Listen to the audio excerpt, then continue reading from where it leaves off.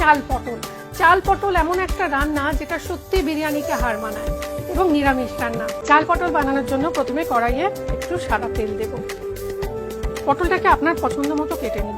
আমি যেরকম একটু ফুলের মতো করে কেটেছি, মানে ভাজলে একটু পাপড়ি বেরিয়ে আসবে এরকম। জল গরম বসিয়ে দিয়েছি, তেলটা একটু গরম হোক। এই যে পটলটাকে আমি কেটেছি দেখুন, এই যে গা চিড়ে চিড়ে এইখানটা দিয়ে ছুরি দেখাচ্ছি, এই দেখুন, এই যে এইভাবে চিড়েছি, এই দিকটাও আবার এই দিকটাও এইভাবে কেটে চিড়েছি যাতে ভাজলে একটু ফুলের মতো দেখতে হয়। ওকে, জল গরম হয়ে গেছে, গ্যাসটা আমি অফ করে দিচ্ছি। আমার একটু ঈষদুষ্ট গরম জল দরকার ছিল। ওকে, পটলগুলো তেলের মধ্যে দিয়ে দিই। আমি যতটা চাল নিয়েছি সেই আন্দাজে পটলটা দিচ্ছি। এই রান্নাটা মূলত বৈষ্ণব ঘরানার রান্না। শ্রী চৈতন্যদেব মহাপ্রভু যখন সন্ন্যাস নেওয়ার পরে আর কি মায়ের কাছে একবার ফিরে এসে তার হাতের রান্না খেয়ে দেখেন, তখন তার জন্য যে পদগুলো তৈরি হয়েছিল প্রায় বলা হয় নিরামিষ পদই 65 রকম ছিল। নুন, একটু নুন দিলাম। ভাজবেন যখন এটা ফাটে তো একটু ঢাকা দিয়ে। আমি এটাকে ঢালের মতো ব্যবহার করি। তো সেই বলছি যে বৈষ্ণব ঘরানার রান্নায় সব তো নিরামিষ। আপনারা যদি কোনো বই পান বৈষ্ণব ঘরানার রান্নার ওপর, প্লিজ কিনে রাখবেনই। যে মশলাটা আপনাকে রেডি করতে হবে। শুকনো লঙ্কা নিলাম। এই মশলাটা আমি পুরোটা ব্যবহার না করলেও রেখেও দিতে পারি, কোনো অসুবিধা নেই। আচ্ছা, বাজার থেকে আপনি হলুদ পেয়ে যাবেন, কাঁচা হলুদ নয়, এটা শুকনো হলুদ, হলুদ শুকনো করা দিয়ে দিলাম একটা। একটু জিরে, বেশ খানিকটা গোটা গরম মশলা।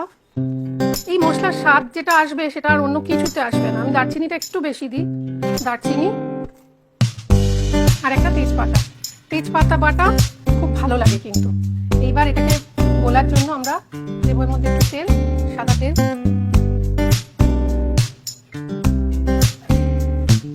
আর হাতা করে নিয়ে একটু গরম জল। এটাতে না স্বাদটা বেরিয়ে আসবে, কেন এগুলো সব শুকনো মশলা তো। গরম জলে মাদেরও দেখতাম ঈষদুষ্ট গরম জলে মশলা বাটতেন, তাতে কি হতো মশলার স্বাদটা, গন্ধটা, অ্যারোমাটা চট করে বেরিয়ে আসতো। তেলে রান্না করবো, এই তেলে পটল থেকে খানিকটা জল বেরিয়ে এসছে, সেই জন্য আমরা এটাকে চেঞ্জ করবো না। জেনারেলি পটল ভাজার তেলে কেউ রান্না করে না, কিন্তু এটাতে আমাদের পটলের গন্ধটাই খুব দরকার। গোবিন্দভোগ চাল আর পটলের গন্ধ এই দুটো মিলে অপূর্ব হবে। এবার তেলের মধ্যে একটু নুন দিয়ে দিই, নইলে ওই জলটা ছিটে ছিটে আসবে।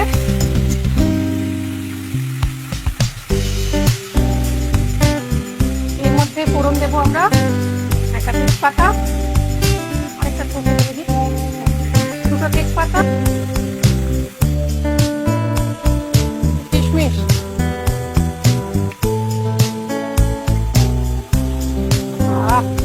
ভালো গন্ধ বেরিয়েছে। কাজুটা একটুখানি ভাজা ভাজা হোক, ততক্ষণ ওখানে একটু জায়গা করি। করে দেব আদা বাটা। আদা বাটাটা বড্ড ছিট হয়, তাই না? আদা বাটা দিয়ে আমি সরে যাই সেখান থেকে, আর হাতে একটা অন্য কিছু নিয়ে রেডি থাকি, যেমন চাল। আদা বাটাটা একটু তেলে নাড়াচাড়া করেই চালটা দিব, যাতে গায়ে ছিটকে না আসে, আর ছিটকবে না। চালটা দিয়ে দিয়েছে নিশ্চিন্ত। এবার গোবিন্দভোগ চালটা যখন বাছবেন অবশ্যই না দামের কথা না ভেবে একটু ভালো কোম্পানির চাল কিনবেন। নানান রকম গোবিন্দভোগ চাল পাওয়া যায়, কিন্তু এই রান্নাটা মূলত গোবিন্দভোগ চালের কোয়ালিটির উপর ডিপেন্ড করে। যারা বাংলাদেশ থেকে দেখছেন তাদের জন্য বলি, আপনারা চিনি গুঁড়া বা কালিজিরা চালও ব্যবহার করতে পারেন যদি গোবিন্দভোগ না পান। কালিজিরা এটা খুব ভালো হয়, আমি বানিয়ে দেখেছি ওখানে গিয়ে, আমার বন্ধুদের বানিয়ে খাইয়েছিলাম একবার। এবার আমরা চালটা ভাজা ভাজা হওয়ার সাথে সাথে এর মধ্যে মশলাটা দিয়ে দেবো, যেটা বানিয়ে রেখেছিলাম। কি কি ছিল মশলার মধ্যে মনে আছে তো? শুকনো হলুদ, জিরে, শুকনো লঙ্কা আর তেজপাতা। এই মশলাটা দিয়ে দিল। এবার এর মধ্যে দেব, ওরা না কত পরীক্ষা নিরীক্ষা করতেন কি বলবো। অনেক একটি বাড়িতেই, আমাদের বাড়িতেই আমার পিসিমা ছিলেন, যিনি বড় পিসি বলতাম। বড় পিসির অনেক কম বয়সে স্বামীকে হারান, তার ফলে তিনি সপাক আহার গ্রহণ করতেন, নিজে রান্না করতেন। আর আমাদের যে কি লোভ ছিল, ওই রান্নাটার একটা অপূর্ব গন্ধ বেরোতো। আলাদা বাসন কোসন, আলাদা উনুন, সব আলাদা ছিল না। বাসনগুলো দিয়ে না খাবারটা লুকিয়ে রাখতেন আমাদের বাবাদের জন্য, মানে ওনার ভাইদের জন্য, যে ওরা এসে খাবে।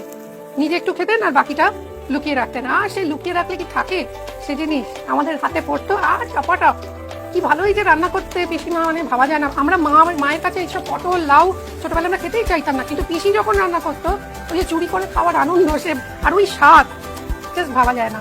আমার মনে আছে পিসিকে সারাক্ষণই দেখতাম কিছু না কিছু করছে, এবং হয় হামান দিতে দিয়ে মশলা গুঁড়োচ্ছেন, নয় সুপুরি কাটছেন, নয় কিছু না কিছু করছেন, always doing something or the other. আচ্ছা, এবার যেটা করবো, ওহো একটা ট্রিক শিখিয়ে দিই। এটা না তখনকার দিনে ছিল না, মূল রান্নাটাই ছিল না। আমাদের কি হয়, আমরা গোবিন্দভোগ চালের আন্দাজটা যারা নতুন নতুন রান্না করছে বুঝতে অসুবিধা হয়, তো এই যাতে ঝরঝরে হয় একটু টক দই দিয়ে দেবো, যেটা কেটারাররা করে। এটা না একটা ট্রিক। কেটারাররা দই কেন দেয় জানেন? মাংসে, যাতে মাংস গলে না যায়, গলে পাক না হয়ে যায়। কিন্তু আমরা অনেকেই, আমি তো আগে ভাবতাম যে দই দেয় যাতে মাংসটা নরম হয়ে যায়, সুসিদ্ধ হয়। মোটেও না, যাতে গোটা গোটা থাকে। এটাকে মিক্স করে দেবো। আর চালটা না ভালো করে ভাজতে হবে, নইলে কিন্তু পোলাও ঝরঝরে হবে না। এই হলো। আহা, আমাদের বাড়িতে যে কি ভালো গন্ধ বেরিয়েছে। আমার খালি মনে পড়ছে ওই ছেলে মেয়েগুলোর কথা, যারা পাশের ঘরে লুকিয়ে বসে থাকতো পিসি কখন ঘুমোতে যাবে আর আমরা অ্যাটাক করবো। এর মধ্যে দেবো একটু চিনি। বৈষ্ণব ঘরানার রান্নায় বা এদেশি রান্নায় চিনির প্রভাব তো আছেই, কিন্তু ওরা না চিনি দিত না, ওরা বাতাসা ইউজ করতো সব রান্নাতে। আপনারা চাইলে একবার ট্রাই করে দেখতে পারেন। একটু ঘি দেবো, এতক্ষণ কিন্তু আমরা ঘি দিইনি। এবার একটু ঘি, ওরা রান্নাটা পুরোটাই ঘিতে করতো, আমরা সাদা তেল একটু মিশিয়ে নিলাম। এবার নুন স্বাদ মতো, এটা আমি আন্দাজে দিচ্ছি, চোখের আন্দাজে। আপনারা 3 চামচ 2.5 চামচ মতো দেবেন। Will give it a mix. পটলটা অলরেডি রেডি। এইবার রান্না একদম শেষের পথে। গোটা গরম মশলাও বাটাতে ছিল, বাটা মশলায় গোটা গরম মশলাও ছিল, ছোট এলাচ আর দারচিনি, ফলে আলাদা করে গরম মশলা দেওয়ার দরকার নেই। আর এই রান্নায় না হিং, পটল, এটা তেজপাতা, এইসবের গন্ধটাই মূল। এইবার আমরা আন্দাজ মতো জল দিয়ে দেবো।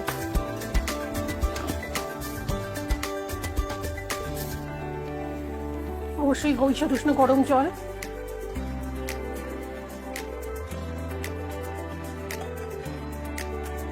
আপনারা না আগের দিন আমাকে বলেছিলেন, কিন্তু প্রোডাক্ট লিঙ্ক আমি দিতে ভুলে গেছি, এই কাঁচের বাসন রান্না করার কোথায় পাওয়া যায়। আপনারা অ্যামাজন, ফ্লিপকার্ট সব জায়গায় পেয়ে যাবেন। তাও আমি চেষ্টা করবো আজকে যদি মনে থাকে লিঙ্কটা দিয়ে দেওয়া। এইবার আমার তো মামার বাড়ি বাংলাদেশে, আমরা কোথাও একটা বাঙাল রক্ত রয়েছে, তো সেই জন্য কয়েকটা কাঁচা লঙ্কা একটু উপরে ছড়িয়ে দিলাম।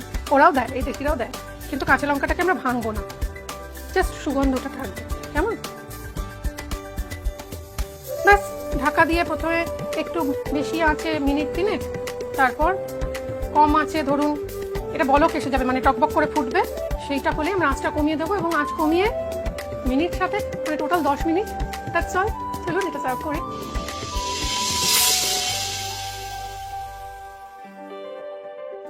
ব্যাস, খাবার রেডি।